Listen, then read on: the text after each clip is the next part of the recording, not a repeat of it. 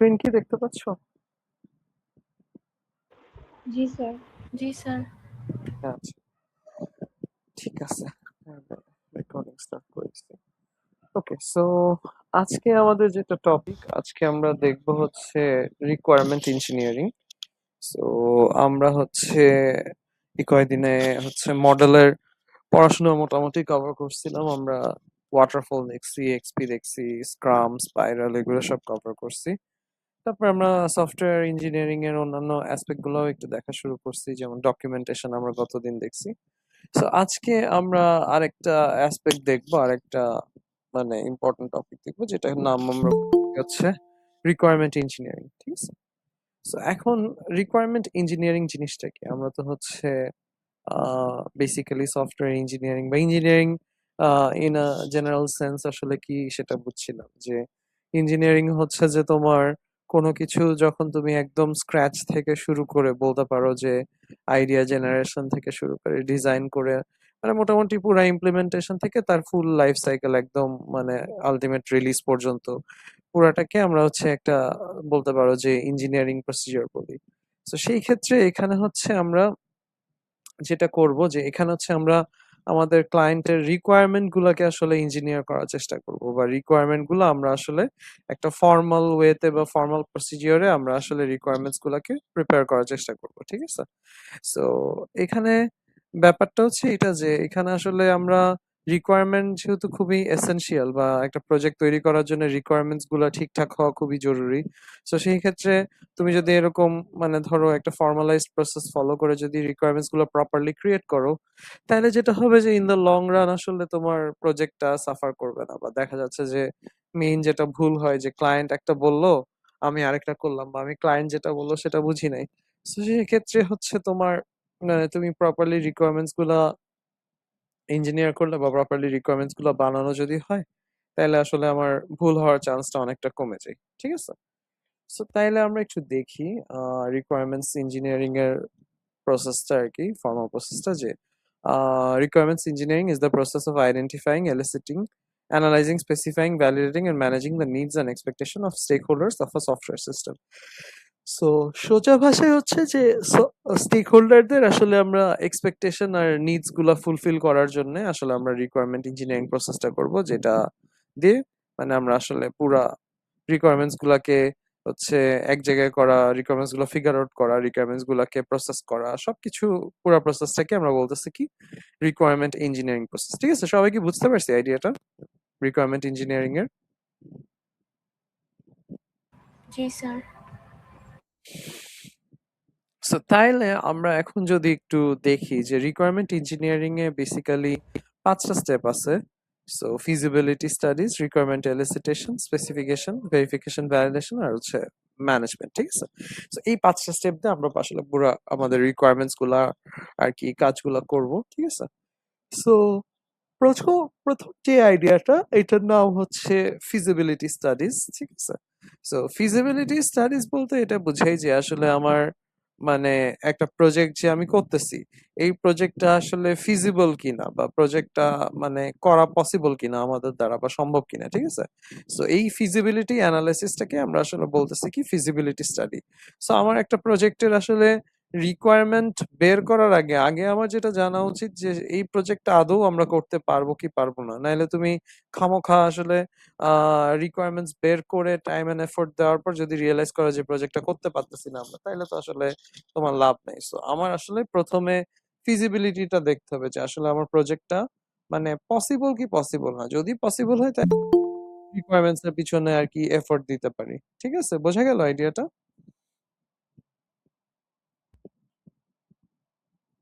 Feasibility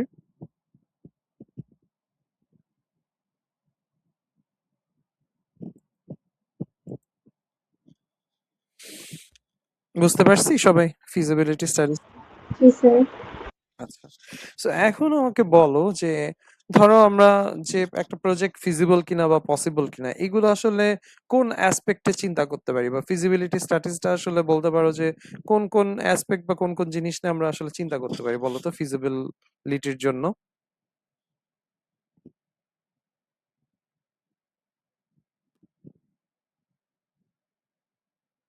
sir আর্থিক বিষয়। আর্থিক বিষয়, রাইট। আর্থিক বিষয় বলতে যে ধরো আমার কস্ট কিরকম হচ্ছে বা আমি আদৌ প্রজেক্টটা থেকে প্রফিট করতে পারবো কিনা। কারণ দিন শেষে আসলে টাকা পয়সার মানে প্রফিটের জন্য মানুষের প্রজেক্টের একটা চিন্তা করে। সেক্ষেত্রে আসলে মানে ইকোনমিক্যাল ব্যাপারটা আসলে আমাকে দেখতে হবে। সো প্রফিটই যদি না হয় তাহলে সেই প্রজেক্টটা আমার জন্য আসলে ফিজিবল না। ওকে, তারপর আর আর কোনো অ্যাসপেক্ট? ডেডলাইনস। ডেডলাইনস, হ্যাঁ, এটা যেমন আমরা যদি চিন্তা করি যে মানে ধরো একটা প্রজেক্ট ক্লায়েন্ট তোমাকে দিল, ক্লায়েন্ট বলল যে 1 বছরের মধ্যে কমপ্লিট করে ফেলতে হবে, বাট তুমি আসলে অ্যানালাইসিস করে দেখলা বা চিন্তা করে দেখলা যে এটা আসলে 1 বছরে সম্ভব না, এটা আবার 2-3 বছর লেগে যাবে। সো সেই ক্ষেত্রে আসলে হচ্ছে আমার আর কি প্রজেক্টটা কিন্তু আমার নেওয়া পসিবল না। ঠিক আছে, আমার স্কেজুল বা ডেডলাইনটাও একটা ইম্পর্টেন্ট ফ্যাক্টর। ঠিক আছে, আর কোনো ফ্যাক্টর যেটাতে আমরা লিগাল লিগাল থিংস দ্যাট কি, মানে লিগাল রিকোয়ারমেন্টস। লিগালিটি, হ্যাঁ, লিগালিটি একটা ব্যাপার হতে পারে যে ধরো আমার দেখা যাচ্ছে যে মানে আমি এমন কিছু আসলে বানাইতে পারবো না যেখানে আসলে আমার বলতে পারো যে লস ব্রেক হচ্ছে বা আমি রুলস এন্ড রেগুলেশনস ব্রেক করছি, এরকম কিছু যাতে না হয়। ঠিক আছে, সো আমার লিগাল অ্যাসপেক্ট গুলোও কিন্তু চিন্তা করতে হবে যে আমার আসলে আমি কোনো লিগালিটিতে আটকায় যাবো কিনা এই প্রজেক্টটা বিল্ড করলে। ঠিক আছে, আর কোনো অ্যাসপেক্ট যদি প্রজেক্টের? রিসোর্স, আমার কাছে ওরকম ট্যালেন্টেড পিপুল আছে নাকি যারা আসলে এর সফটওয়্যারটা বানাইতে পারবে, বা রাইট, রাইট, হ্যাঁ। রিসোর্স আর একটা হতে পারে যে ধরো আমার এনাফ রিসোর্স আছে কিনা, এনাফ ম্যান পাওয়ার আছে কিনা প্রজেক্টটা বিল্ড করার জন্য, বা ধরো এনাফ কম্পিউটেশনাল পাওয়ার বা সফটওয়্যার আছে কিনা যেগুলো দিয়ে আমি আসলে প্রজেক্টটা বিল্ড করতে পারবো বা প্রজেক্টটা নিয়ে আমি আসলে প্রোগ্রেস করতে পারবো। ঠিক আছে, তো এইগুলো আর কি বিভিন্ন অ্যাসপেক্ট হতে পারে একটা প্রজেক্টের ফিজিবিলিটি চিন্তা করার জন্য। ঠিক আছে, তো তাহলে আমরা যদি একটু দেখি ফর্মালি যে ফিজিবিলিটি স্টাডিজটা কি, যে feasibility study checks whether the project is feasible or possible or not। ঠিক আছে, মানে এটা পসিবল বা ফিজিবল কিনা এটাই দেখতেছে। তারপর এটা হচ্ছে বিভিন্ন অ্যাসপেক্ট চিন্তা করে, technical, operational, economical, legal, schedule. তোমরা বেশিরভাগগুলাই আসলে আইডেন্টিফাই করতে পারছো। সো টেকনিক্যাল ফিজিবিলিটি বলতে আমরা এই যে ওইটাই বুঝাচ্ছি যে আমাদের আসলে রিসোর্সেস আছে কিনা, এনাফ যে হার্ডওয়্যার, সফটওয়্যার আর required technology, man power, people সবকিছু আছে কিনা এই প্রজেক্টটা করার জন্য। না থাকলে তো প্রজেক্ট আমি হাতে নিব না। ঠিক আছে, তারপরে নেক্সট যেটা যে অপারেশনাল ফিজিবিলিটি। অপারেশনাল ফিজিবিলিটির আইডিয়াটা হচ্ছে এরকম যে ধরো তুমি একটা জিনিস সাপোজ বানাই তুমি মার্কেটে দিয়ে দিলা, এখন এই জিনিসটাকে তো তোমার মেইনটেইন করা লাগবে, বা এই প্রজেক্টটা বা প্রোডাক্টটাকে তো তোমাকে আসলে মেইনটেইন করা লাগবে। যে আমার যদি আপডেটস লাগে আপডেটস করা, বা আমার যদি ইউজার সাডেনলি স্পাইক করে সেটা হ্যান্ডেল করা, বা কোনো ইস্যুস আসলে সেগুলো ফিক্স করা। ঠিক আছে, সো এখন ধরো তুমি একটা লার্জ স্কেল প্রজেক্ট বানাই হয়তো মার্কেটে ছেড়ে দিলা, বাট দেখা যাচ্ছে যে ওইটার আপডেট বা ওইটার স্কোপ বা ক্যাপাবিলিটি তুমি আসলে হ্যান্ডেল করতে পারতেছো না। মানে ধরো অনেক চেঞ্জেস, অনেক রিকোয়ারমেন্টস আসতেছে, তুমি সেগুলো আসলে মেইনটেইন করতে পারতেছো না। সো সে যদি মেইনটেইন না করতে পারো আফটার রিলিজ, তাহলে যেটা হবে যে এট আ পয়েন্ট গিয়ে তোমার প্রজেক্টটা আসলে কিন্তু তখন মানুষজন আর ইউজ করবে না। তখন তুমি আসলে আর কি মানে বলতে পারো যে হচ্ছে মানে আমার আসলে অপারেশনাল আমি রাখতে পারতেছি না প্রজেক্টটাকে। সো আমি যদি অপারেশনাল করতেই না পারি তাহলে তো সেই প্রজেক্টে আমার আসলে হাত দেওয়ার দরকার নেই। ঠিক আছে, সো এটাও আমাকে চিন্তা করে নিতে হবে আগে থেকেই। ঠিক আছে, তারপর নেক্সট গুলো তো মোটামুটি দেখলা যে যেমন ইকোনমিক ফিজিবিলিটিতে আসলে যে আমার কস্ট আর বেনিফিট চিন্তা করতে হবে, যে আমার আসলে প্রজেক্টটা থেকে আমি আর কি প্রফিট করতে পারতেছি কিনা, বা প্রজেক্টটা থেকে আমার বেনিফিট আসতেছে কিনা। তো সেগুলো আমাকে অ্যানালাইসিস করতে হবে। লিগ্যাল ফিজিবিলিটির ক্ষেত্রে যে আমার আসলে লজ মেইনটেইন করতেছে কিনা, আমার কোনো রুলস ব্রেক হইলো কিনা, বা আমার কোনো স্ট্যান্ডার্ড ব্রেক হয়েছে কিনা। আবার ধরো তুমি যদি কোনো অ্যালগোরিদম বা তুমি কোনো জিনিসপাতি ইউজ করো যেগুলোতে আসলে কপিরাইট বা পেটেন্টের ইস্যু আছে, এগুলো তোমাকে আসলে একটু খেয়াল রাখতে হবে বা মেইনটেইন করতে হবে, যাতে আমার হচ্ছে আম ইয়ে না হয় যে আমার কোনো লিগ্যাল ঝামেলাতে যাতে প্রজেক্টটা না পড়ে। এরপর schedule feasibility, যে আমার আসলে প্রজেক্টের টাইমলাইনটা রিয়ালিস্টিক কিনা বা অ্যাচিভেবল কিনা সেটাও আমাকে চিন্তা করতে হবে। যে আমার মানে আমার ক্লায়েন্ট একটা টাইম দিল, বাট সেই টাইমের মধ্যে আদৌ এই প্রজেক্টটা করা পসিবল কি পসিবল না, সেটা তোমাকে কিন্তু আগে থেকে চিন্তা করে নিতে হবে। সো তাইলে আলটিমেটলি এই অ্যাসপেক্ট গুলো চিন্তা করলে আমরা বলতে পারি যে আমাদের মানে প্রজেক্টটা ওয়ার্কেবল কি, আমরা এটা নিয়ে আগাইতে পারবো কি পারবো না সেটা আসলে আমরা বের করতে পারি। ঠিক আছে, সো ফিজিবিলিটি স্টাডিজটা কি বোঝা গেল সবাই?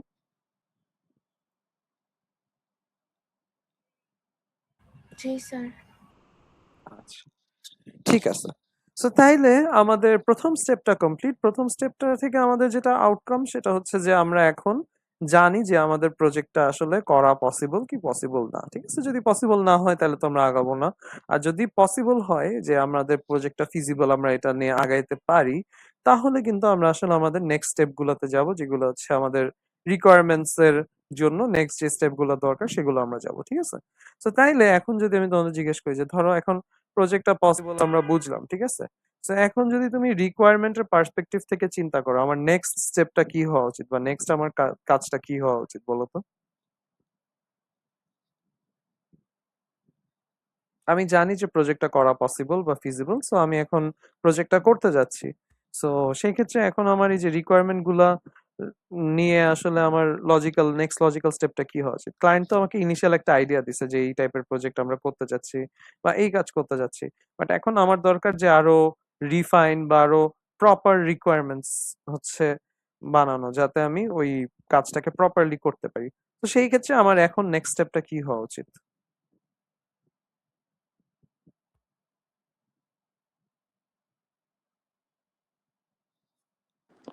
গ্যাপ অ্যানালাইসিস করতে হবে মনে হয়। গ্যাপ অ্যানালিসিস বলতে পারো, বাট আরো স্পেসিফিক যদি বলি আমরা, গ্যাপ অ্যানালিসিস একটা ওয়ে হতে পারে, বাট মেইন যে কাজটা কি সেটা আমাদের কি করা লাগবে এখন রিকোয়ারমেন্টস এর জন্য? Benchmark analysis or analysis. বুঝি নাই, আরেকবার যদি একটু বলতা। Sir, benchmark analysis.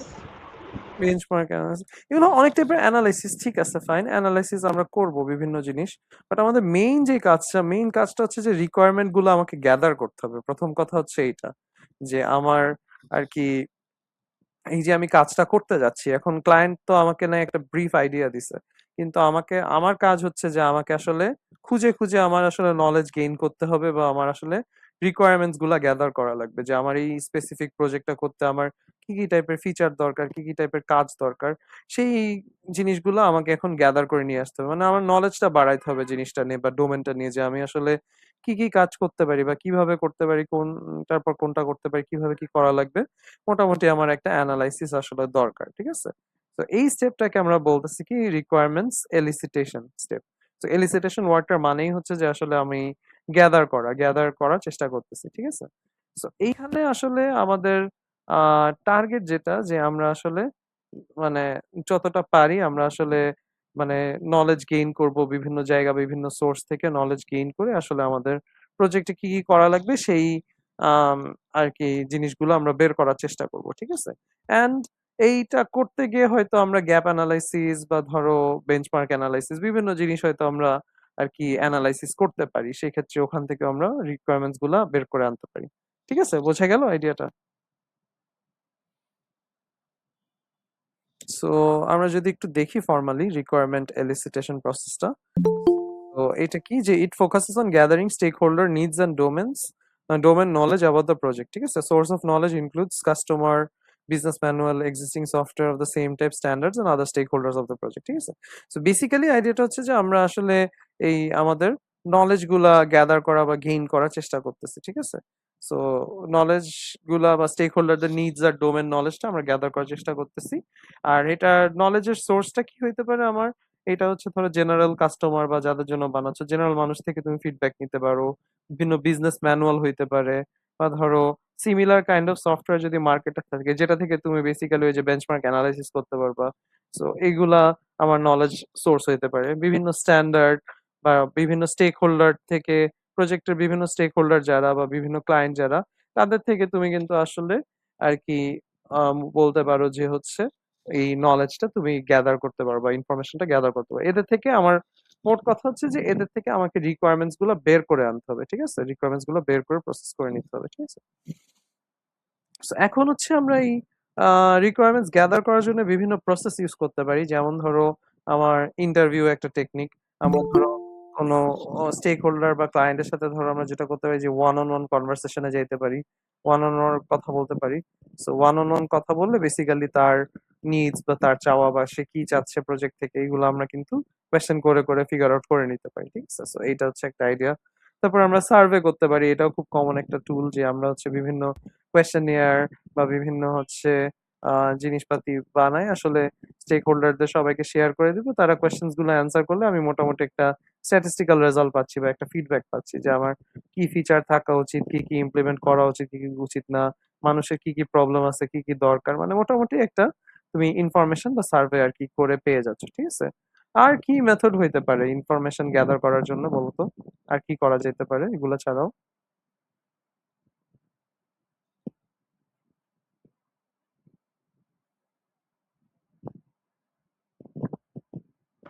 স্যার আমরা স্যাডে যেমন ডকুমেন্টেশন করছিলাম পড়তে অন পারি আমরা সাইট বিভিন্ন ভিজিট। সিমিলার টাইপ অফ ওয়ার্কসের। ডকুমেন্টেশন, ডকুমেন্টেশনটা ঠিক এক্স্যাক্টলি না, মানে এখানে information similar type of work থেকে কিন্তু আমি ইনফরমেশন নিচ্ছি, মানে আমরা কোন ওয়েতে নিতে পারি সেটাই আসলে জিজ্ঞেস করা হচ্ছে। ডকুমেন্টেশন দিয়ে আসলে আমরা ইনফরমেশন নেই না, ওটা দিয়ে আমরা ইনফরমেশনটাকে এক জায়গায় লিখে রাখি বা রেখে দিই আর কি, ঠিক আছে? আচ্ছা, আরেকজন আরেকটা অ্যান্সার বলতেছিল, ওটা একটু শুনতে পাই না, আরেকবার যদি বলতা। স্যার অন সাইট ভিজিট এরকম ছিল আরো কয়েকটা। অন সাইট ভিজিট, আচ্ছা হ্যাঁ, এইটা একটা ওয়ে হইতে পারে যে ধরো তোমার সে তুমি হচ্ছে মানে স্টেক হোল্ডার বা ক্লায়েন্টের ব্যাপারে যদি আরেকটু জানতে চাও, তুমি যেটা করতে পারো যে তাদের আসলে অফিস বা তাদের ওয়ার্ক প্লেসে তুমি যাইতে পারো। এখন তাদের ওয়ার্ক প্লেসে গিয়ে তুমি কিন্তু আসলে তাদের সাথে মানে তারা কিভাবে চলাচল করে, তাদের লাইফস্টাইল কি, সেগুলো কিন্তু তুমি ওখান থেকে কিন্তু অনেক অবজারভেশন পাইতে পারো যে তারা কি টাইপের সফটওয়্যার ইউজ করে, তাদের নিজেদের মোটিভেশন কি বা তাদের কোম্পানি মোটো কি, মানে তারা কিভাবে চলে, তারা কিভাবে কাজ করে, তাদের আসলে এনভায়রনমেন্ট অ্যাটমসফিয়ার কি, এগুলা দেখলে কিন্তু তুমি কিন্তু অনেকটা রিকোয়ারমেন্টস হয়তো তুমি ফিগার আউট করতে পারো যে আচ্ছা এরা এই টাইপের কাজ করে, সো এদের জন্য আসলে আমার এই টাইপের প্রজেক্ট বানায় দিতে হবে, ঠিক আছে? সো এটাও কিন্তু একটা রিকোয়ারমেন্ট বের করার একটা ভালো হচ্ছে নলেজ সোর্স আর কি, ঠিক আছে? তো আমরা যদি দেখি আরো বিভিন্ন টেকনিক, যেটা বললা তুমি সেটা হচ্ছে যে অবজারভেশন। অবজারভেশনটা কি, যে আমরা আসলে স্টেক হোল্ডারদের অবজার্ভ করতেছি তাদের ওয়ার্ক এনভায়রনমেন্টে to gather information about the needs and expectation. তো তাদের ওয়ার্ক এনভায়রনমেন্টে তাদেরকে অ্যানালাইসিস বা অবজার্ভ করে আসলে আমরা অনেকটা ফিগার আউট করতে পারি যে আসলে তারা বলতে পারো যে কিভাবে কাজ করে বা কি চায়, এটা আমরা অনেকটা বোঝা যেতে পারে, ঠিক আছে? তারপর আরো বিভিন্ন টেকনিক আছে, যেমন একটা টেকনিক হচ্ছে ফোকাস গ্রুপ। সো ফোকাস গ্রুপের আইডিয়াটা হচ্ছে এটা যে তুমি একটা specific group of stakeholders বা স্পেসিফিক গ্রুপ অফ হচ্ছে তুমি পিপলকে তুমি হচ্ছে এক জায়গায় করে তাদের সাথে তুমি ওয়ান অন ওয়ান কনভারসেশন করবা, ঠিক আছে?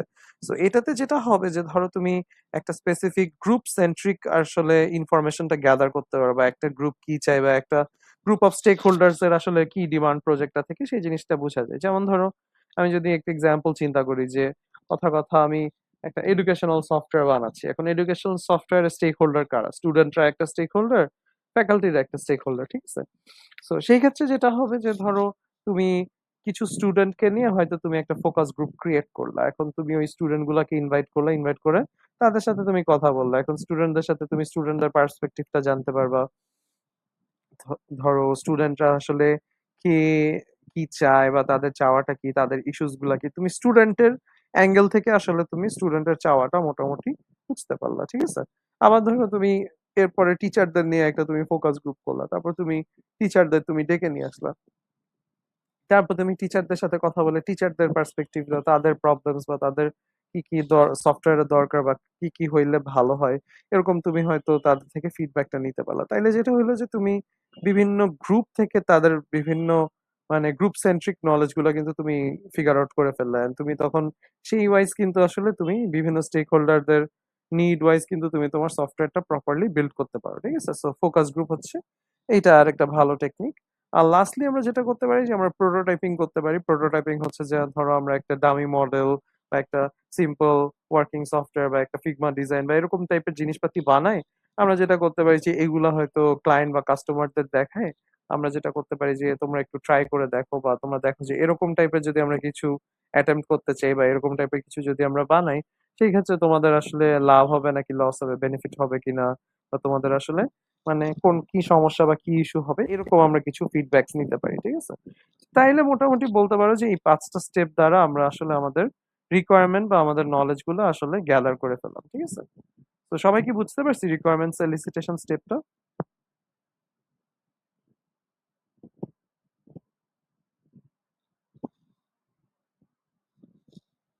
স্যার আচ্ছা, ঠিক আছে। তো তাইলে আলটিমেটলি আমার ২ টা স্টেপ কমপ্লিট। সো ২ টা স্টেপ থেকে হচ্ছে আমি আসলে কি বুঝলাম? ২ টা স্টেপ থেকে হচ্ছে আমার ১ম স্টেপ থেকে আউটকামটা হইলো যে আমি বুঝলাম যে প্রজেক্টটা করা পসিবল কি পসিবল না। সো পসিবল যদি হয় আমরা 2nd স্টেপে গেলাম। 2nd স্টেপের আউটকামটা কি? 2nd স্টেপের আউটকামটা হচ্ছে যে তোমার আমার কাছে এখন অনেক ইনফরমেশন আছে। মানে অনেক ইনফরমেশন আমি হচ্ছে গ্যাদার করে নিয়ে আসছি। প্রজেক্টের কি, কি কাজ করা লাগবে, কোনটা করব, কোনটা করব না। মোটামুটি একটা বিশাল হচ্ছে মানে বলতে পারো যে সোর্স অফ ইনফরমেশন আমার কাছে আছে বা অনেক ইনফরমেশন আমি গ্যাদার করছি। ঠিক আছে?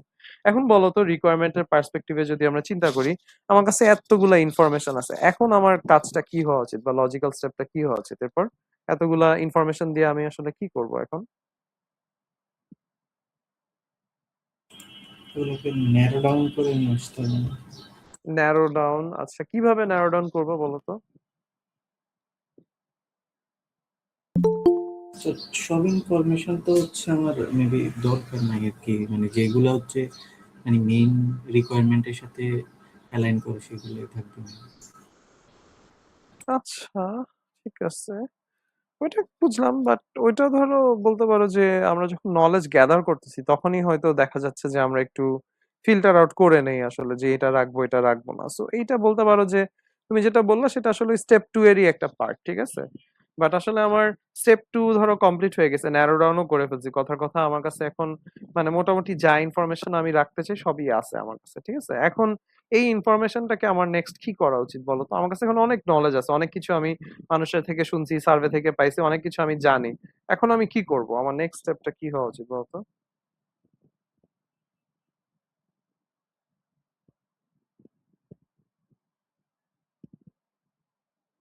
নেক্সট লজিক্যাল স্টেপটা কি হওয়া উচিত? স্যার ইমপ্লিমেন্ট করব। এখানে একটা জিনিস একটু বোঝার চেষ্টা করো যে ইমপ্লিমেন্টেশন কিন্তু রিকোয়ারমেন্ট এর পার্ট না, ঠিক আছে? আমরা কিন্তু এখন জাস্ট শুধু রিকোয়ারমেন্ট নিয়ে চিন্তা করতেছি। ইমপ্লিমেন্টেশন হবে কখন? যে রিকোয়ারমেন্ট সব রেডি, ওইটার বেসিস হয়তো আমি ডিজাইন করে তারপর আমি ইমপ্লিমেন্ট বা কোড করতে যাব। বাট আমি কিন্তু এখন ওই পার্টের মধ্যে যাচ্ছি না। আমার কাজ হচ্ছে যে আমি এখন মানে জাস্ট রিকোয়ারমেন্টটা ইঞ্জিনিয়ার করতেছি বা রিকোয়ারমেন্টটা ক্রিয়েট করতেছি, ঠিক আছে? মানে জিনিসটা বুঝতে পারছো তো? কোর স্যার রিকোয়ারমেন্টস গুলো তাহলে তো অ্যানালাইজ করতে হবে, তাহলে আর তো কিছু দেখতেছে না। অ্যানালাইসিসও কিন্তু ওই রিকোয়ারমেন্টস এর পরের পার্টি বলতে পারো, বা প্ল্যানিং এগুলো আসলে ইয়ের পার্ট। মানে এখানে তুমি যদি জাস্ট রিকোয়ারমেন্ট স্পেসিফিক চিন্তা করো যে আমার কাছে অনেক ইনফরমেশন আছে, ইনফরমেশন গুলো আমি গ্যাদার করলাম, এখন এই ইনফরমেশনটা দিয়ে আমি কি করব বলো তো? একজন চ্যাটে বললা যে হচ্ছে কোর রিকোয়ারমেন্টস গুলাকে আলাদা করতে, বাট ওই আলাদা করাটাও বেসিক্যালি ওই এলিসিটেশনেরই পার্ট। এটা আরেকজনও বলছিল, তাকেও আমি সেম কথাটাই বললাম, ঠিক আছে? তো নেক্সট আসলে কি করা উচিত? আমাদের এত নলেজ আছে, এত ইনফরমেশন পাইছি, সার্ভে আছে, ইন্টারভিউ আছে, কোয়েশ্চেনিয়ার আছে, হাজারটা জিনিসপাতি আছে আমার কাছে। এগুলাকে এখন আমার কি করতে হবে বলো তো? আমরা গত দিনই কিন্তু একটু পড়ছিলাম আসলে। ডকুমেন্ট করব। ডকুমেন্ট করব, রাইট, এক্স্যাক্টলি। এই যে আমার কাছে এতগুলা ইনফরমেশন আছে, খালি তো ইনফরমেশন থাকলে হবে না। এটাকে এখন আমার যেটা করা উচিত সেটা হচ্ছে যে ফর্মালি জিনিসটাকে আসলে একটা ডকুমেন্টে নিয়ে আসতে হবে বা বিভিন্ন ডকুমেন্ট প্রিপেয়ার করতে হবে, ঠিক আছে? তো এই যে ডকুমেন্ট করা জিনিসটাকে, বা ধরো নলেজটা আমি গ্যাদার করছি, নলেজটাকে এখন আমি একটা মানে ডকুমেন্টে বন্দি করে ফেললাম বা ডকুমেন্টে আটকে ফেললাম। So এইটাই হচ্ছে আমার থার্ড স্টেপটা, যে রিকোয়ারমেন্ট স্পেসিফিকেশন। স্পেসিফিকেশন মানে কিন্তু ডকুমেন্টেশন, এটা গতদিনও বলছিলাম আমি, ঠিক আছে? তো আমাদের কাজ হচ্ছে যে এই স্টেপে যে আমি যা যা নলেজ গ্যাদার করছি সবকিছুকে আমি এখন ডকুমেন্টের আন্ডারে নিয়ে যাব, বা একটা ডকুমেন্টের ভিতরে জিনিসটাকে ফর্মালি আমি রাইট নোট ডাউন করবো আর কি, ঠিক আছে? বোঝাতে পারলাম?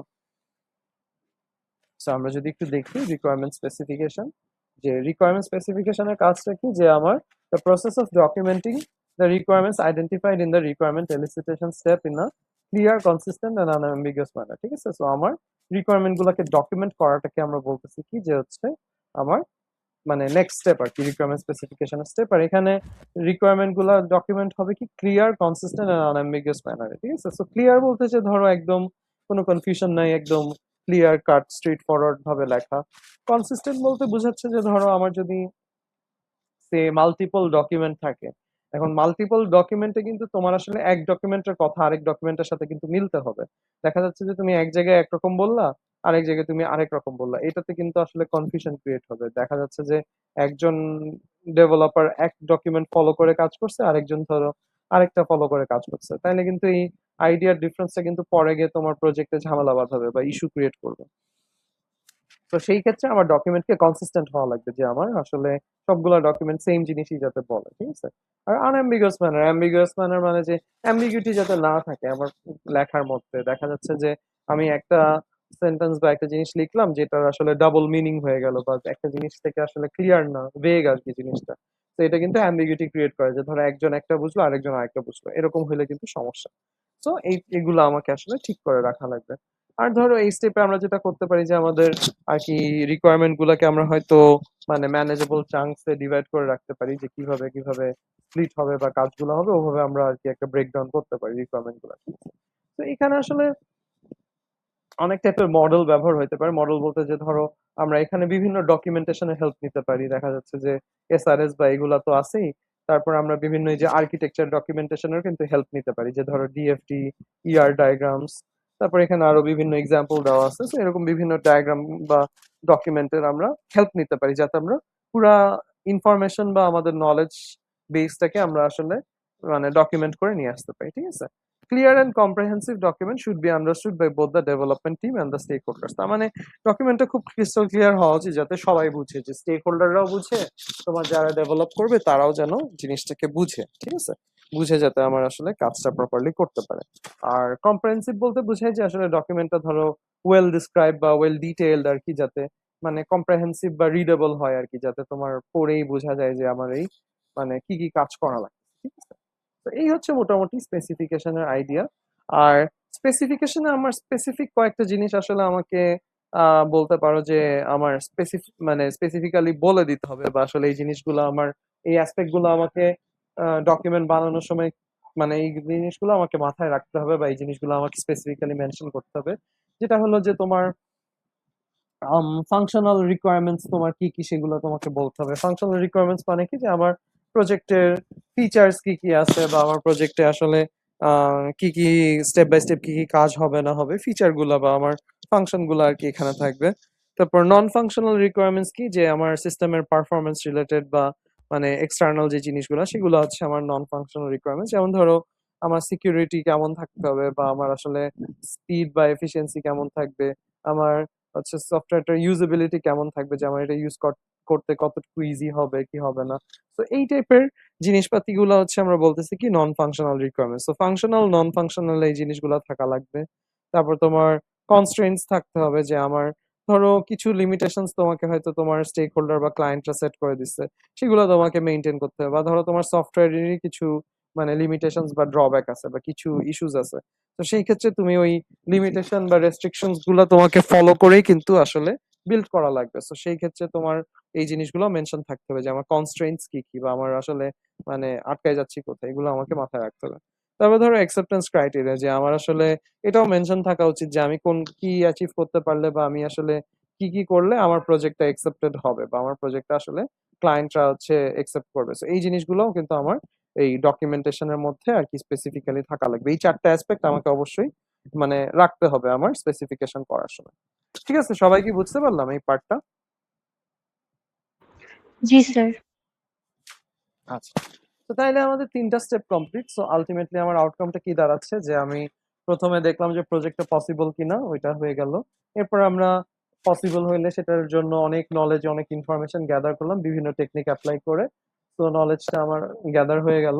এরপর আমরা কি করলাম থার্ড স্টেপে, যে আমরা আসলে হচ্ছে এই নলেজ গুলার উপরে বেস করে আমরা আসলে আমাদের বিভিন্ন ডকুমেন্ট বা বিভিন্ন আর কি ইনফরমেশন গুলা আর কি কি বললাম, যে ডকুমেন্ট আকারে রেডি করে ফেললাম। যে আমার এখন থার্ড স্টেপের আউটকাম হচ্ছে যে আমার সব ইনফরমেশন এখন হচ্ছে আমার প্রপার ওয়েল ডকুমেন্টেড আছে, আমার হচ্ছে সবকিছু ডকুমেন্ট আকারে আমি রেডি করে ফেলছি, ঠিক আছে?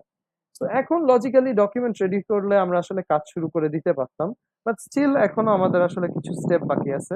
স্পেশালি হচ্ছে আমার নেক্সট যে স্টেপটা, এই স্টেপটাকে আমরা বলতেছি কি রিকোয়ারমেন্ট ভেরিফিকেশন এন্ড ভ্যালিডেশন, ঠিক আছে? তো এখন আমার আসলে কি করা উচিত বলো তো? ডকুমেন্ট গুলো যে রেডি হয়ে গেল, আমি এখন কি ডিরেক্ট কাজে চলে যাব, না এখন আমার নেক্সট প্রসিজারটা কি হওয়া উচিত বলো তো লজিক্যালি?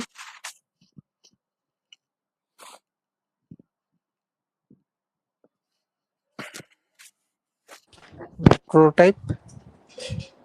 না, প্রোটোটাইপ আমরা আগে করছি যে রিকোয়ারমেন্ট গ্যাদার করার সময়। মানে এখন আমার কাছে রিকোয়ারমেন্ট গুলো রেডি হয়ে গেছে, বাট এখন স্টিল রিকোয়ারমেন্ট পার্সপেক্টিভেও আমার এখনো কাজ স্যার, আছে। স্টেক হোল্ডারসদের কাছ থেকে হচ্ছে ভেরিফিকেশন করে নেব। হ্যাঁ, এখানে হচ্ছে যে ধরো আমরা যে বানাইলাম জিনিসটা, ডকুমেন্ট গুলা যে বানাইলাম, ডকুমেন্ট গুলা কি আদৌ ঠিকঠাক বানাইছি কিনা বা আমার আসলে ঠিক মতো তৈরি হয়েছে কিনা, এই জিনিসটাও কিন্তু আমার চেক করাটা জরুরি। যে আমি আসলে ডকুমেন্টটা জাস্ট বানাই ফেললেই কিন্তু হইলো না, আমার এগুলাকে আসলে একটা ক্রস চেক করা লাগবে, ঠিক আছে?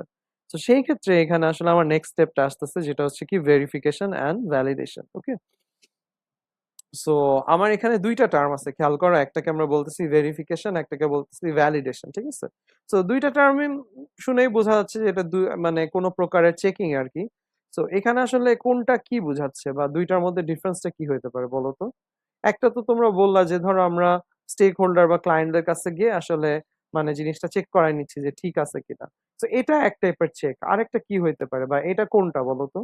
বা দুইটার মধ্যে ডিফারেন্সটা কি যদি বলতে পারো? ভেরিফিকেশন আর ভ্যালিডেশন।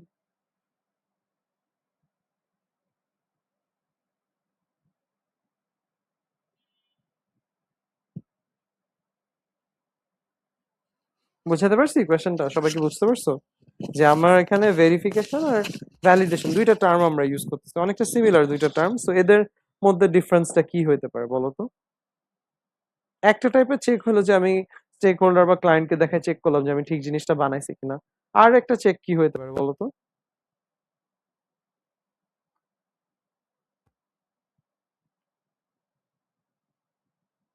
কেউ কোনো অ্যান্সার?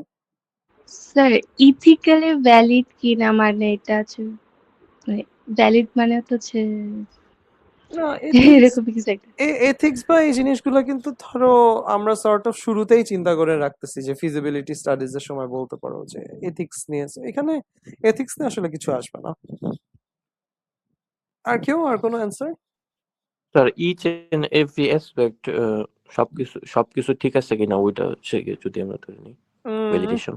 হ্যাঁ, অনেকটা ওরকমই আর কি। ভ্যালিডেশন না ঠিক, মানে এখানে আসলে আমি যদি বলি যে দুইটা টার্ম, মানে দুই রকম চেক আছে। একটা চেক হইলো যে তুমি যেটা বানাইছো সেটা আসলে কারেক্ট আছে কিনা, সেটাতে কোনো ভুল টুল আছে কিনা বা সেটাতে কনসিস্টেন্সি মেনটেন হয়েছে কিনা, জিনিসটা কমপ্লিট হয়েছে কিনা। তো এটা হচ্ছে এক প্রকারের চেক, যে আমার আসলে নিজের ডকুমেন্টের কারেক্টনেস চেক করা, যে আমার ডকুমেন্টটা আমি কারেক্টলি বা প্রপারলি বিল্ড করছি কিনা, আমি যে জিনিসটা বানাইছি সেই জিনিসটা ঠিক আছে কিনা, সেই জিনিসটাতে ভুল টুল আছে কিনা, এটা আর কি চেক করা। মানে আমি ঠিকভাবে বানাইছি কিনা এটা দেখাটাকে আমরা বলতেছি কি রিকোয়ারমেন্ট ভেরিফিকেশন। এটা হচ্ছে আমার ভেরিফিকেশন স্টেপ। আর ভেরিফিকেশন করার পর আমার নেক্সট যেটা কাজ হবে যে আমি হয়তো ঠিক মানে কারেক্টলি বানাইলাম, ঠিক আছে, বাট ক্লায়েন্ট কি আসলে এই জিনিসটাই চাইছে যেটা আমি বানাইছি, বা ক্লায়েন্টের মানে চাহিদার সাথে কি আমার ডকুমেন্ট গুলো মিলতেছে। তো এই যে জিনিসটা চেক করা, এই যে ক্লায়েন্টকে দিয়ে দেখানো বা ক্লায়েন্টকে দিয়ে আমি আসলে মানে চেক করতেছি যে আমার মানে ডকুমেন্ট বানানোটা ঠিক হয়েছে কিনা, এইটাকে আমরা বলতেছি কি ভ্যালিডেশন স্টেপ। যে আমরা ক্লায়েন্টের কাছ থেকে ভ্যালিডেশন খুঁজতেছি যে আমার জিনিসটা ভ্যালিড কিনা। বুঝাতে পারছি ডিফারেন্সটা দুইটা টার্মের মধ্যে? জি স্যার। আচ্ছা, সো তাহলে যদি আমরা চিন্তা করি যে ভেরিফিকেশন কি, যে আমার রিকোয়ারমেন্ট গুলো কমপ্লিট, কনসিস্টেন্ট আর অ্যাকুরেট কিনা, তোমার হচ্ছে ফ্রি অফ এরর্স কিনা বা ইনকনসিস্টেন্সি আছে কিনা। সো এইটা চেক করাটা, মানে নিজের কাজের কারেক্টনেস চেক করাটা হচ্ছে ভেরিফিকেশন। আর ভ্যালিডেশন হচ্ছে কি, যে আমার স্টেক হোল্ডাররা যেটা চাইছে আমি সেইটাই বানাইছি কিনা, ঠিক আছে? সো এইটা চেক করাটা হচ্ছে আমরা বলতে পারি কি ভ্যালিডেশন, ঠিক আছে? তো এই যে ছবিগুলো দেখো এটাই বলছে, ভেরিফিকেশন হচ্ছে কারেক্টনেস আর ভ্যালিডেশন হচ্ছে যে তুমি অ্যাকচুয়ালি যেটা বানাইতে বলছে বা তুমি বুলজাই হিট করতে পারছো কিনা, ঠিক আছে? মানে এইটা হচ্ছে আর কি। মানে যদি খুব সোজা ভাষায় আমরা চিন্তা করি যে ধরো ভেরিফিকেশন বলতে বোঝাচ্ছে কি, যে আমি জিনিসটা কারেক্টলি বানাইছি কিনা, আর ভ্যালিডেশন হচ্ছে যে আমি কারেক্ট জিনিসটা বানাইছি কিনা। বুঝতে পারছো খুবই সাটল ডিফারেন্সটা, কিন্তু দুইটা কিন্তু আলাদা জিনিস। একটা হচ্ছে কারেক্টলি বানাইছি কিনা, আর একটা হচ্ছে যে কারেক্ট জিনিসটা বানাইছি কিনা। বুঝাতে পারছি? সো এইভাবে আসলে দুইটাকে ডিফারেন্স করা যায়। আরো ধরো আমি যদি একটা খুব সিম্পল অ্যানালজি দেই তোমাদের, যে ধরো সাপোজ তুমি বানাইছো হচ্ছে 2+3 = 4, কথার কথা, ঠিক আছে? এখন 2+3 = 4, তুমি দেখলা যে না 2+3 = 4 হবে না, 2 + 3 = 5 হবে। এই যে তুমি ভুলটা ঠিক করলা, কারেক্টনেসটা যে চেক করলা, এটাকে আমরা বলতেছি কি ভেরিফিকেশন। যে আমার 2 + 3 4 হবে না, 2 + 3 5 হবে। এই চেকটা হচ্ছে ভেরিফিকেশন। আর ভ্যালিডেশন কি, যে তোমার ক্লায়েন্ট কি আসলে 2 + 3 চাইছিল নাকি তোমার ক্লায়েন্ট আসলে 2 × 3 6 চাইছিল, বুঝতে পারছো? তো এই যে 2 + 3 হবে নাকি 2 × 3 6 হবে, প্লাস হবে নাকি মাল্টিপ্লিকেশন হবে, এই যে চেকটা, এই চেকটাকে আমরা বলতেছি কি ভ্যালিডেশন। যে আমি ক্লায়েন্টের কাছ থেকে ভ্যালিডেট করে নিচ্ছি যে আসলে ক্লায়েন্ট যেটা চাইছে আমি সেটাই ঠিক মতো বানাইছি কিনা। সো বুঝাইতে পারছি সবাই ভেরিফিকেশন আর ভ্যালিডেশনের ডিফারেন্সটা? জি স্যার। জি স্যার। আচ্ছা, ঠিক আছে।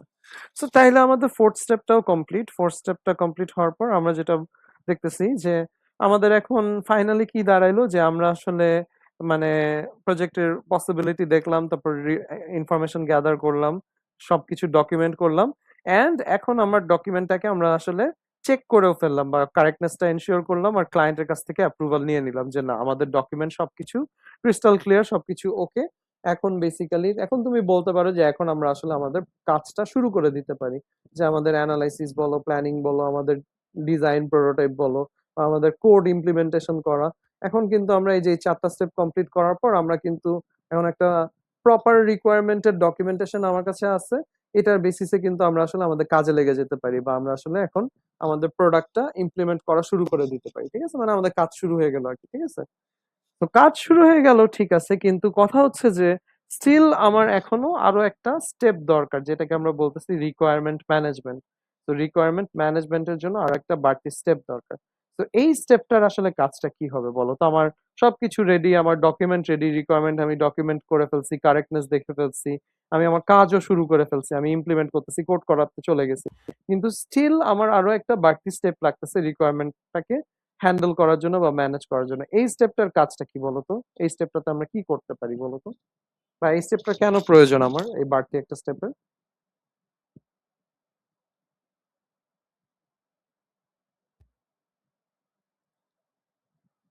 সব কাজ শুরু করে দিলাম, সব রিকোয়ারমেন্টস আমার রেডি, কিন্তু স্টিল আমি আরো একটা স্টেপ রাখছি।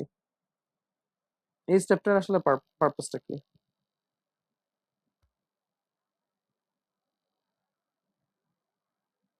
কারণ আমরা আসলে কি ম্যানেজ করব বা কি হ্যান্ডেল করা উচিত এখানে আমার, বলতো? কারো কোনো অ্যান্সার?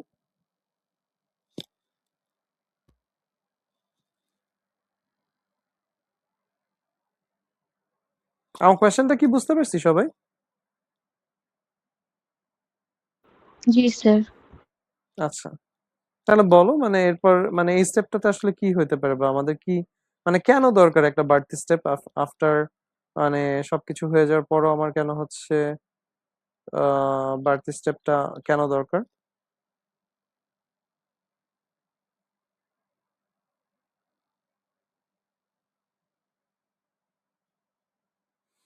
আচ্ছা, তো এখানে আসলে যদি চিন্তা করো, দেখো যে আমার যখন আমরা মানে কাজগুলা যে করতেছি, ঠিক আছে, এখন কথা হচ্ছে যে তুমি এত কষ্ট করে রিকোয়ারমেন্ট গুলা বানাইলা, ঠিক আছে, এখন রিকোয়ারমেন্ট বানাইলা, এখন সেই রিকোয়ারমেন্ট ওয়াইজ কাজ হচ্ছে কিনা এই জিনিসটা ট্র্যাক রাখাটাও আমার দরকার না?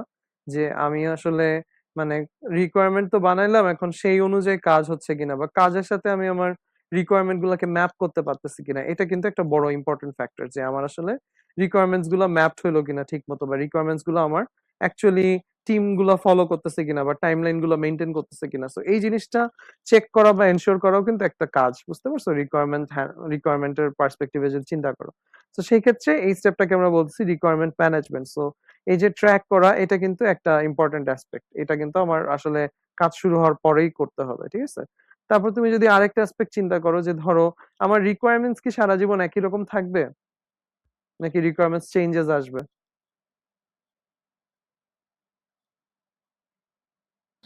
চেঞ্জ হবে। হ্যাঁ, চেঞ্জ হবে, রেগুলারলি আমার সাথে চেঞ্জেস আসবে, ঠিক আছে? সো চেঞ্জেস যেহেতু আসবে, সেই ক্ষেত্রে আমার চেঞ্জ গুলাকে কিন্তু অ্যানালাইসিস করা লাগবে, যে ধরো আমি যখন একটা চেঞ্জ আনতেছি বা একটা চেঞ্জ আসতেছে, চেঞ্জটা আসলে কোন কোন জায়গায় ইফেক্ট করবে, বা চেঞ্জটার আসলে ইম্প্যাক্টটা কোথায় পড়বে। তো চেঞ্জটাকে আমি একসেপ্ট করবো নাকি রিজেক্ট করবো, এরকম কিছু ডিসিশন আসবে। চেঞ্জ যদি তুমি একসেপ্ট করো সেই ক্ষেত্রে কিন্তু চেঞ্জের সাথে সাথে তোমাকে কিন্তু তোমার ডকুমেন্ট গুলাকেও চেঞ্জ করা লাগবে বা পাল্টাইতে হবে, ঠিক আছে? সেখানে কিন্তু ডকুমেন্ট গুলাও হ্যান্ডেল করার একটা ব্যাপার চলে আসতেছে, ঠিক আছে? যে ধরো তুমি একটা চেঞ্জ একসেপ্ট করলা, ডকুমেন্ট গুলো সব চেঞ্জ করতে হবে, একটা চেঞ্জ করলে হবে না, সবগুলো ডকুমেন্ট আপডেট করা লাগবে। তারপর ধরো তুমি কথার কথা অনেকদিন ধরে কাজ করলা, কাজ করার পর দেখা গেল যে যেই চেঞ্জটা তুমি একসেপ্ট করছিলা সেই চেঞ্জটা হয়তো কাজে আসে না, ওটা ফেলে দেওয়া লাগতেছে। তো ধরো তুমি তোমার প্রজেক্টে কিন্তু আবার পিছনে ফেরত চলে গেলা, ঠিক আছে? সেই ক্ষেত্রে কিন্তু তোমার ডকুমেন্ট গুলাকেও কিন্তু আবার পিছনে ফেরত নিয়ে যাইতে হবে, ঠিক আছে? মানে ডকুমেন্ট গুলা কিন্তু তোমাকে মাল্টিপল ভার্সন আসলে সেভ করে রাখতে হবে। এখানে আসলে একটা ভার্সন কন্ট্রোলিং এর একটা ব্যাপার চলে আসতেছে, যে ডকুমেন্টের মানে চেঞ্জ গুলা হ্যান্ডেল করা, ডকুমেন্ট গুলা হ্যান্ডেল করা, এগুলা কিন্তু তোমার ম্যানেজমেন্টের একটা অ্যাসপেক্ট, ঠিক আছে? তো এইটা কিন্তু আমার আসলে দরকার, মানে এগুলা দিয়ে দ্বারা আমি আসলে আমার রিকোয়ারমেন্টটা ঠিকঠাক অ্যাচিভ হইলো কিনা সেটা আমরা দেখতেছি, ঠিক আছে? যে এই স্টেপটাতে আমরা আসলে অ্যানালাইজ করি, ট্র্যাক করি, প্রায়োরিটাইজ করি, মানে রিকোয়ারমেন্ট আর হচ্ছে চেঞ্জেস গুলো আমরা আসলে হ্যান্ডেল করার চেষ্টা করি, যে চেঞ্জিং নেচার অফ দ্য রিকোয়ারমেন্টসটা আমরা আসলে ঠিকঠাক মেনটেন হচ্ছে কিনা, সবকিছু অ্যাচিভ হচ্ছে কিনা সেটাই দেখার চেষ্টা করি, ঠিক আছে? তো এখানে আসলে কাজটা কি, বিভিন্ন অ্যাক্টিভিটিস কি কি হতে পারে, যে ট্র্যাকিং এন্ড কন্ট্রোলিং চেঞ্জ, যে আমার কোনো চেঞ্জ আসলে সেটার সোর্সটা আইডেন্টিফাই করা, কতটুকু ইম্প্যাক্ট পড়বে, অ্যাকসেপ্ট বা রিজেক্ট করা। ভার্সন কন্ট্রোল হচ্ছে যে আমার বিভিন্ন ডকুমেন্টের আসলে ভার্সন গুলো হ্যান্ডেল রাখা। ট্রেসেবিলিটি যেটা বললাম, যে আমার আসলে রিকোয়ারমেন্টের সাথে আমি আমার কাজকে লিংক করতে পারি কিনা বা ম্যাপ করতে পারি কিনা, যে আমার এই রিকোয়ারমেন্ট স্পেসিফিক এই কাজটা হইছে, ঠিক আছে? তারপর তুমি বলতে পারো যে কমিউনিকেশন একটা অ্যাসপেক্ট হতে পারে, যে আমার রিকোয়ারমেন্টস গুলা আমার টিমের কাছে প্রপারলি পৌঁছাইলো কিনা, তারা ঠিক মতো বানাচ্ছে কিনা, ইফেক্টিভলি অ্যাড্রেস করতেছে কিনা, সেটা একটা অ্যাসপেক্ট। আর মনিটরিং এন্ড রিপোর্টিং এটাও একটা অ্যাসপেক্ট হতে পারে, যে ধরো আমি আমার হচ্ছে রিকোয়ারমেন্টস গুলো ঠিক মতো হচ্ছে কিনা সেগুলো স্টেক হোল্ডারদের কাছে রিপোর্ট করা, স্ট্যাটাসটা রিপোর্ট করা। এই জিনিসগুলো মানে বলতে পারো যে ওভারঅল এই যে ট্র্যাকিং, কন্ট্রোলিং, ভার্সন কন্ট্রোল বা মনিটরিং বা হিস্ট্রি চেক করা, এই পুরা প্রসেসটাকে আমরা বলতেছি কি রিকোয়ারমেন্ট ম্যানেজমেন্ট স্টেপ আর কি। তো এইভাবে করে আমরা আসলে কাজ শুরু হয়ে যাওয়ার পরও আমরা আমাদের রিকোয়ারমেন্টস গুলাকে ম্যানেজ করতে পারি, ঠিক আছে? সবাই কি বুঝতে পারলাম? ক্লিয়ার রিকোয়ারমেন্ট ম্যানেজমেন্ট স্টেপটা? জি স্যার। আচ্ছা, ঠিক আছে। সো তাইলে এখন আমাদের তাইলে 5টা স্টেপ কমপ্লিট, আমরা আসলে মোটামুটি রিকোয়ারমেন্ট ইঞ্জিনিয়ারিং এর কাজটা বুঝলাম। সো এখন আমাকে বলো যে ধরো তোমরা যখন নিজেরা প্রজেক্ট করবা, সো সেই ক্ষেত্রে তোমরা কি আসলে মানে রিকোয়ারমেন্ট ইঞ্জিনিয়ারিং করে রিকোয়ারমেন্টস গুলো ক্রিয়েট করবা নাকি করবা না, বা তোমাদের মানে এই রিকোয়ারমেন্ট ইঞ্জিনিয়ারিং প্রসেসের আসলে সুবিধা অসুবিধা কি হইতে পারে বলো তো? মানে এটার ড্রব্যাকস কি হইতে পারে বা সুবিধা কি হতে পারে? হ্যাঁ বলো। এটা একটা টাইম কনজিউমিং বিষয়। হ্যাঁ, ডেফিনেটলি টাইম কনজিউমিং অনেক, যেহেতু তোমাকে অনেকগুলা জিনিস মেনটেন করা লাগতেছে, অনেক কাজ করা লাগতেছে, সেক্ষেত্রে কিন্তু এটা অনেক টাইম কনজিউমিং। এটা কিন্তু একটা বড় প্রবলেম, ঠিক আছে? আর আর কোনো অ্যান্সার, বেনিফিটস বা ডিসঅ্যাডভান্টেজ? বেনিফিট হচ্ছে আমার ভুল জিনিস আমি মানে এটা মেক করতেছি না এখন।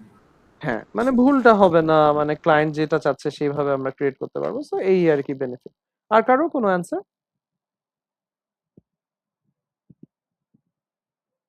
আচ্ছা, ঠিক আছে, তাহলে আমরা একটু যদি দেখি অ্যাডভান্টেজেস আর ডিসঅ্যাডভান্টেজ গুলো। যে ধরো স্টেক হোল্ডাররা যা চাচ্ছে সেটা আমরা ঠিকঠাক বানাচ্ছি। তুমি ধরো ডেভেলপমেন্টের শুরুতেই আসলে বিভিন্ন প্রবলেমস গুলো আইডেন্টিফাই করে ফেলতেছো, যে আসলে আমার কি কি ইস্যু হইতে পারে, যেগুলো আমি ডেভেলপমেন্ট করার আগে আইডেন্টিফাই করে ফেলে, আমার জন্য এটা সুবিধা, ঠিক আছে? কস্ট এফেক্টিভ ভাবে টাইমলাইন মেনটেন করে, বাজেট মেনটেন করে যে জিনিসটা তৈরি হচ্ছে, স্টেক হোল্ডাররা যা চাচ্ছে সেটা আমরা বের করতে পারছি, এগুলো হচ্ছে বলতে পারো যে আমার অ্যাডভান্টেজ, ঠিক আছে? আর ডিসঅ্যাডভান্টেজ যদি চিন্তা করি, যে একটা হলো যে টাইম কনজিউমিং আর কস্টলি, সেটা একটা বড় প্রবলেম। আর এটা হচ্ছে যে তোমার যদি রিকোয়ারমেন্ট প্রসেসটা যদি ওয়েল ম্যানেজড না হয়, বা রিকোয়ারমেন্ট গুলো যদি মানুষজন ঠিকঠাক হ্যান্ডেল না করে, সেক্ষেত্রে কিন্তু তোমার আসলে আর কি মানে ডিলেজ হইতে পারে বা অ্যাডিশনাল কস্ট লাগতে পারে, ঠিক আছে?